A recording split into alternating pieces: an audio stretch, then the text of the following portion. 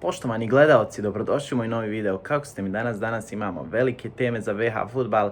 Muharmović večeras igra protiv velikog Manchester Uniteda, možda u najtežoj utakmici od kako je stigao u Leeds. Esmin Bajraktarević je pred transferom karijere, Ermin Mahmić također mogao bi igrati sa još dva reprezentativca u Schalkeu, Džekom i Katićem.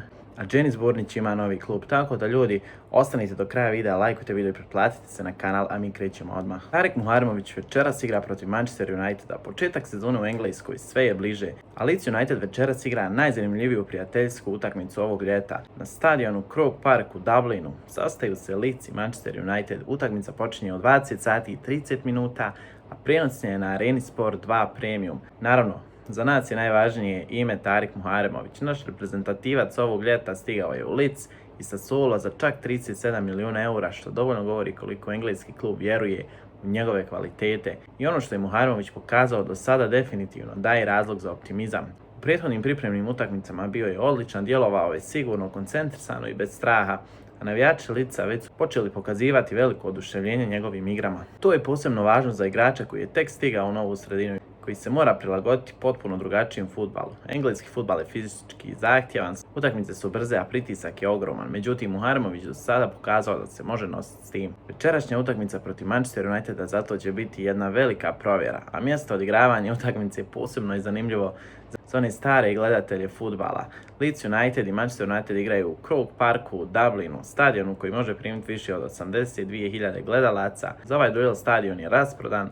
Zanimljivo je da će ovo biti prvi put da Croke Park ugosti utakmicu između dva engleska kluba. Fudbal se na ovom stadionu nije igrao još od 2009. godine, a Croke Park je decenijama bio simbol irskog nacionalizma i dom sportova pod okriljem GAA. Pravila GAA dugo su bila veoma stroga prema takozvanim stranim sportovima, odnosno fudbalu i ragbiju. Međutim, vremena su se promijenila i večeras će više od 80.000 ljudi imati priliku gledati Leeds i Manchester United, a među njima će posebnu pažnju privući naš Tarik Muharmović. Naravno, ako ponovi igre iz prethodnih utakmica, definitivno možemo očekivati još jedan nastup koji će dodatno povećati povjerenje navijača Leedsa u našeg reprezentativca. I upravo će zanimljivo biti vidjeti kako će se Muharmović snaći protiv napadača igrača Manchester Uniteda. Za njega ovo je još jedna prilika da pokaže da 37 milijuna eura nije slučajnost i da Leeds nije bez razloga odlučio napraviti veliki financijski potez. Idemo sada na Dženisa Burnića. Naš reprezentativac bi karijeru mogao nastaviti u Rusiji. Prema informacijama portala, Burnić je dogovorio sve uslove sa Rostovom i veoma je blizu prelaska u ruski klub. Posebno se izdvajaju financijski uslovi. Burnić bi u Rostovu trebao imati značajno bolju platu nego što je imao u Karlsruheu. I tu dolazimo do jedne zanimljive situacije. Rostov ne mora platiti obeštećenje za Burnića, što je ruskom klubu omogućilo da on ponudi bolje individualne uslove. Za Burnića je ranije interes pokazivao prema navodima medija Hajduk, ali od tog nema ništa. Ako se ovo ozvaniči, Burnić će tako napraviti novi korak u karijeri. Da li je naprijed ili nazad, ne znam. On je posljednje 3 godine proveo u Karlsruheu, ranije nastupao za Borussiju Dortmund, Stuttgart, Dinamo Dresden i Hoffenheim. Za reprezentaciju Bosne i Hercegovine do sada je odigrao 22 utakmice. Rostov je inače klub koji ima određenu historiju sa našim reprezentativcima. Za ovaj klub ranije su nastupali Denisa Đikadunić i Dajet Hankić.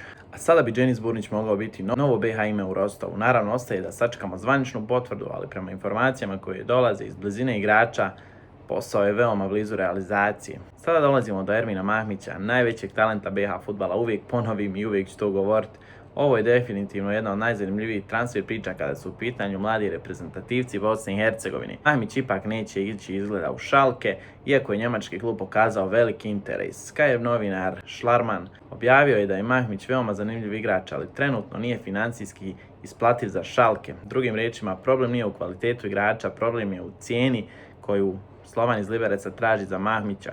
Kada pogledamo šta je Mahmić napravio prošle sezone, potpuno je jasno zašto njegova vrijednost raste iz dana u dan. Dresu Slovana odigrao je 30 utakmica, postigao 8 golova i upisao 4 asistencije. Za ofanzivnog veznog igrača to su veoma ozbiljne brojke. Mahmić je u Slovan stigao u julu prošle godine iz austrijskog Lafnica, a onda je dodatno skrenuo pažnju na sebe nastupima za reprezentaciju Bosne i Hercegovine. Na nedavnom svjetskom prvenstvu debitovao je za Zmajeve i postigao čak 2 gola. To je ogroman trenutak za mladog igrača. Njegova tržišna vrijednost prema Transfermarktu trenutno iznosi oko 7 milijuna eura, međutim Slovan navodno za njega traži oko 10 milijuna eura i upravo bi tih 10 moglo biti najveća prepreka za transfer ovog ljeta. Schalke nije jedini klub koji prati Mahmića. Interi su pokazali i Eintracht iz Frankfurta, Mainz, Kelni, Hoffenheim. Postoji još jedna veoma zanimljiva stvar. Sam Mahmić bi prema informacijama koje imamo najradije napravio iskorak prema Italiji. Tu se posebno izdvaja Monza kao zainteresovana. Dakle, iako bi bilo lijepo gledati Mahmića u Schalke, posebno zato što bismo mogli imati čak 3 reprezentativca Bosne i Hercegovine, trenutno je puno realnija mogućnost da karijeru nastavi negdje drugo. Naravno, ostaje da vidimo šta će se dogoditi do kraja prijelaznog roka. Ali jedno je sigurno, Mahmić je svojim igrama napravio veliki iskorak i više nije samo mladi igrač koji obećava. Sada igrač za kojeg ozbiljni klubovi razmišljaju izdvojiti desetine miliona. I za kraj možda i jedna od najzanimljivijih priča, Esmir Bajraktarević je promijenio plan.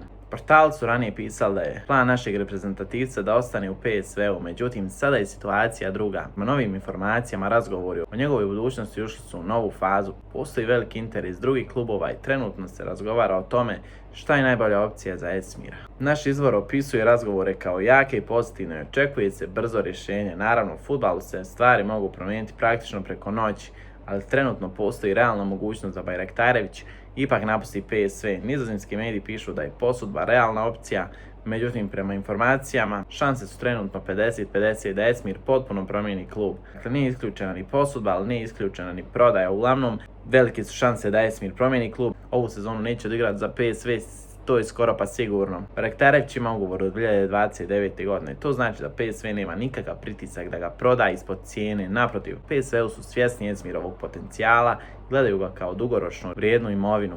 Klub želi da njegova vrijednost dodatno raste. A jedan od načina za to jeste da ode u sredinu gdje će imati više minuta i veću ulogu. Ono što je posebno zanimljivo jeste činjenica da je ukupan dojam o Bajraktareviću u PSV-u pozitivan. Kad je dobijao priliku, donosio je dobre stvari na terenu. Problem je bio kontinuitet. Za mladog igrača nije lako kada ne igra redovno, kada nema osjećaj povjerenja i kada svaku utakmicu mora praktično iznova dokazivati da zaslužuje minute. Zato bi odlazak u klub gdje bi imao veću minutažu mogao biti veoma važan za njegov razvoj.